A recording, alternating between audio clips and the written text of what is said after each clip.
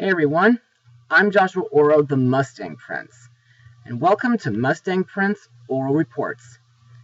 Now, for those of you who are new to my blog show, about a year ago, I received a very special email from Eden Young, and after answering a few questions, she made me, believe it or not, the very first featured fan on her Swan Princess website.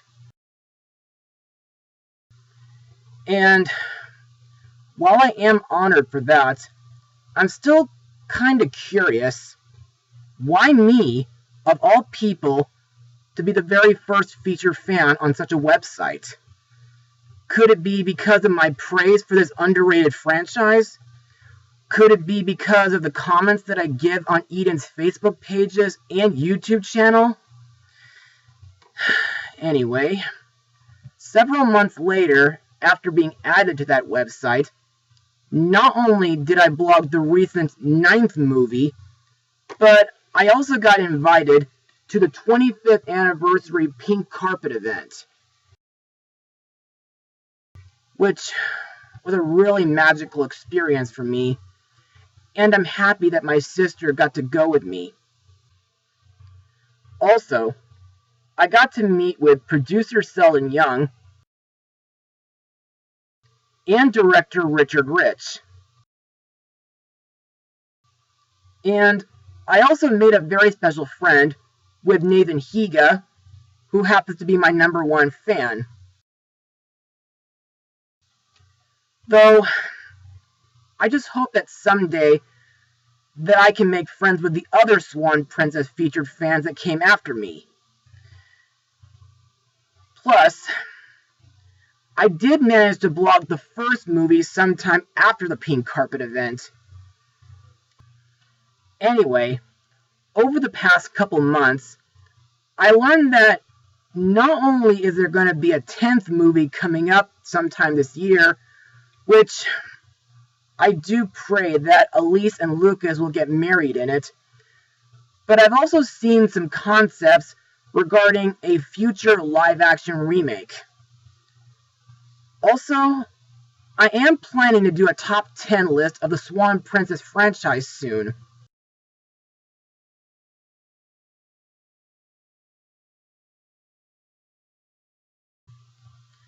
But until the 10th movie comes out, I should at least look back at the 2 other Swan Princess sequels that I didn't blog yet.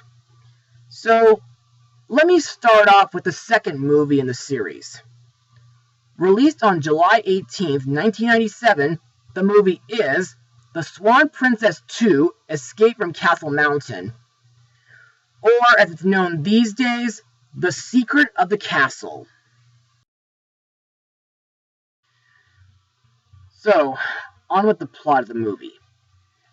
In this film, Derek and Odette's anniversary is interrupted by the dangerous vandalisms of Knuckles, a minion of the evil wizard Clavius, who wants to conquer the world using the powers of the forbidden arts.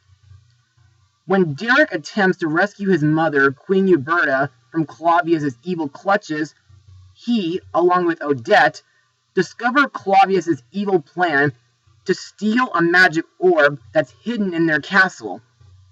To stop him, Odette must use the orb's magical powers and once again transform into a beautiful swan. It will take all of her power, plus the help of her friends, to save their kingdom. If they fail, Clavius will rule the enchanted land, and Odette will remain a swan forever. So, what do I think of this movie? Well, in my honest opinion, it's good, but it could have been a hay of a lot better. But let's move on to Mustang notes.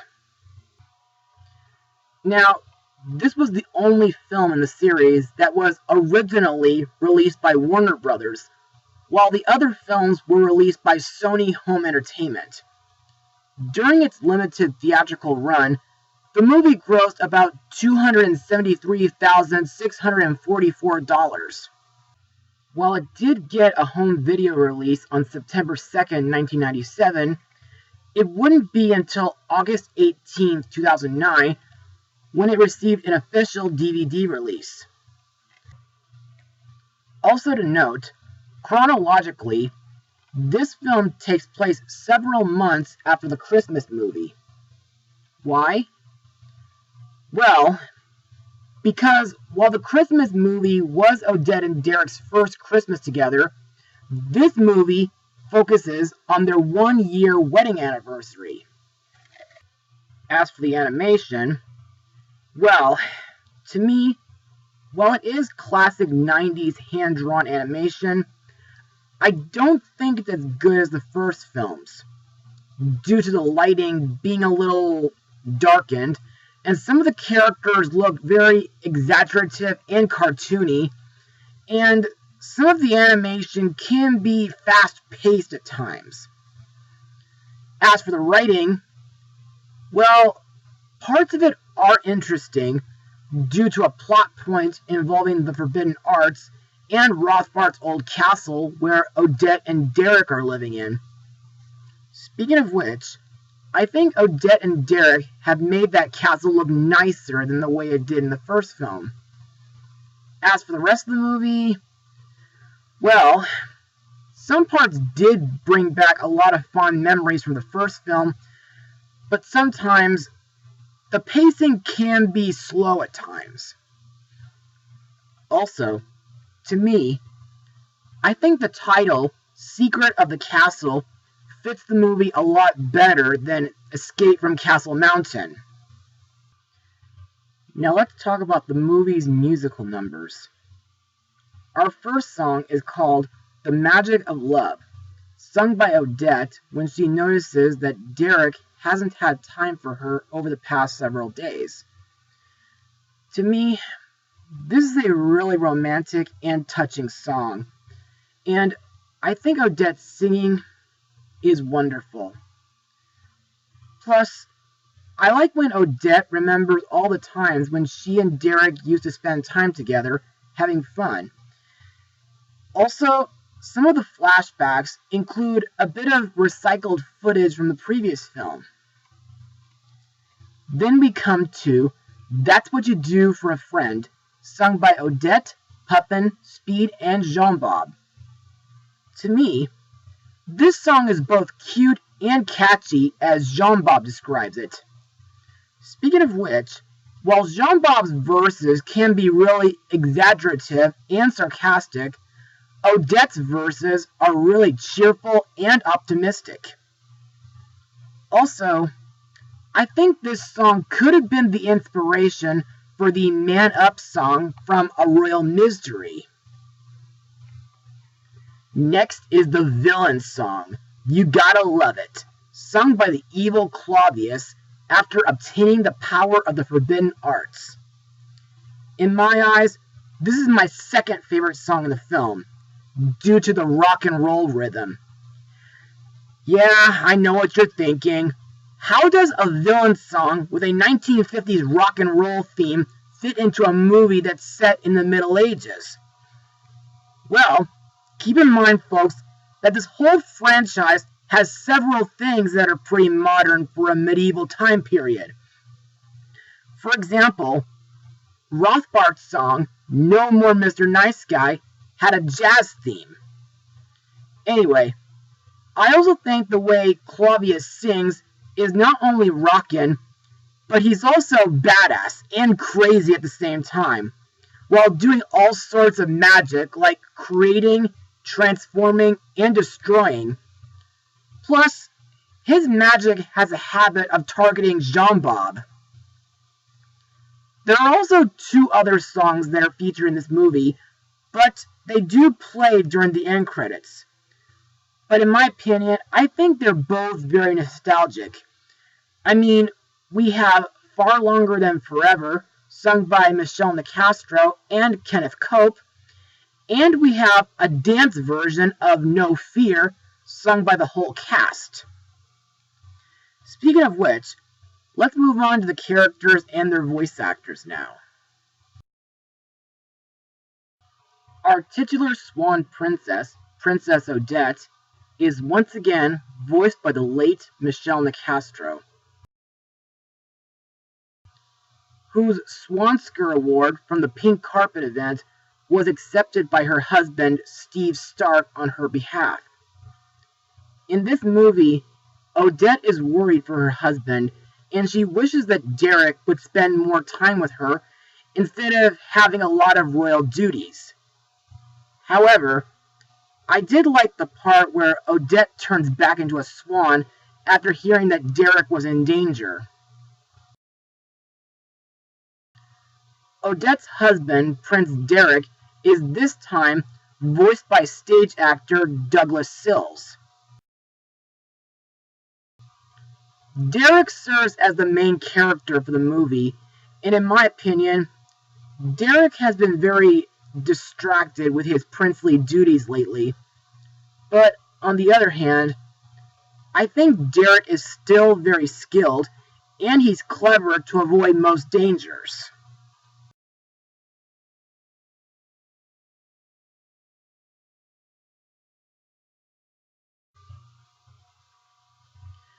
Derek's mother, Queen Uberta, is this time voiced by Christy Landers.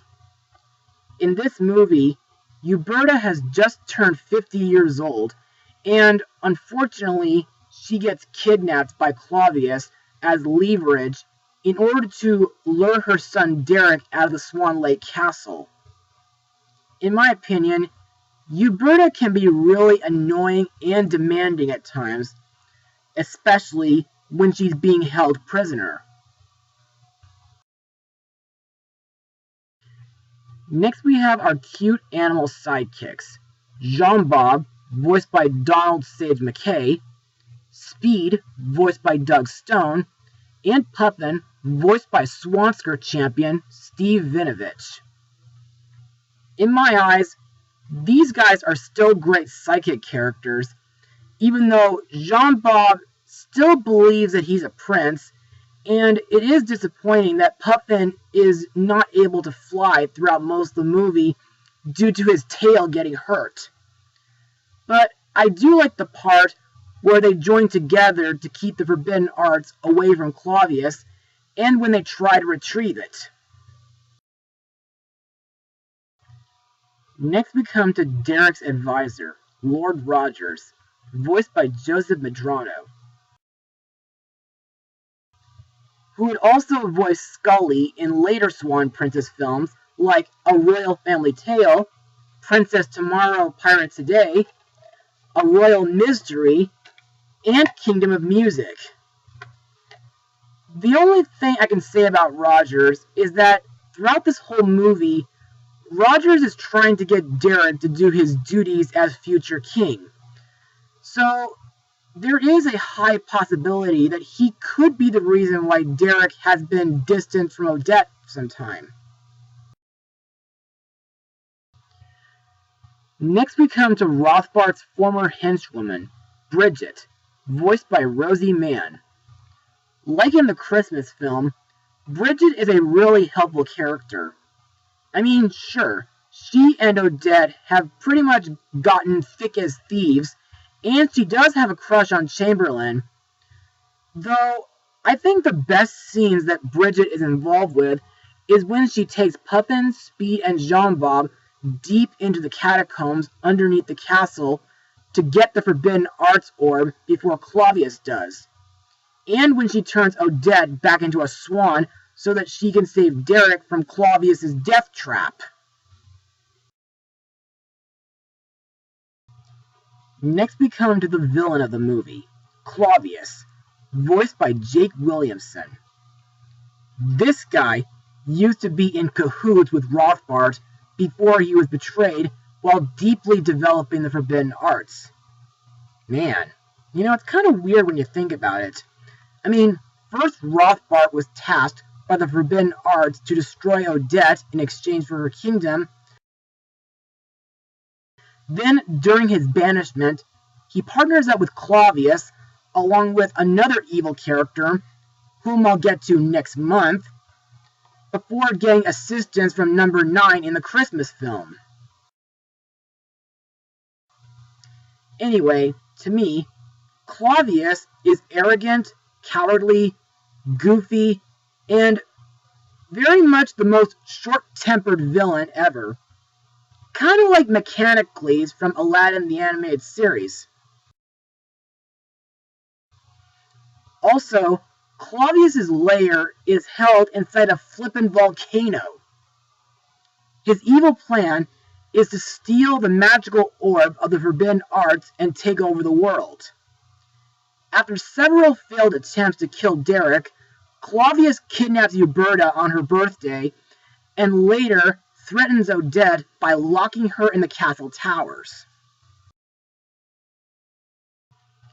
Finally, we come to Claudius's henchman, Knuckles, voiced by Joey Kamen,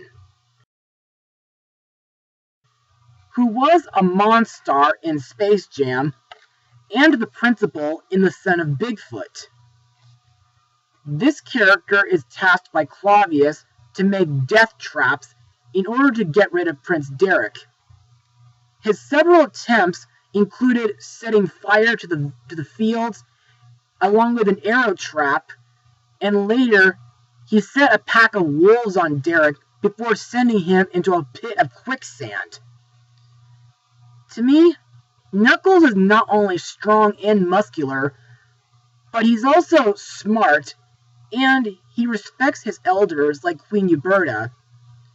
But he's still a bit heartless and a double-crosser. Also to note, Knuckles is the first evil henchman to die off, the second one being Mangler in A Royal Family Tale. And now let's move on to my final words. Overall, The Swan Princess 2, The Secret of the Castle, is good, but it's not my favorite in this franchise. The animation is decent to say the least, though a little bit downgraded, darker, and fast-paced at times. The main characters are still great, though I think the side characters like Speed, Puffin, Jean-Bob, and Bridget stick out more. Claudius is a very arrogant character, and he does have good potential as a villain, though he was still a tad silly. Plus, the movie still has a good soundtrack, and the writing had some interesting plot points, though it could have at least picked up its pace a bit. However, if you're a Swan Princess fan like me, then I guess you should at least give this movie a watch, especially if you grew up during the 90s. I give this film a 72% out of 100. Well, that's all for now. Be sure to join me again next time. Mustang Power!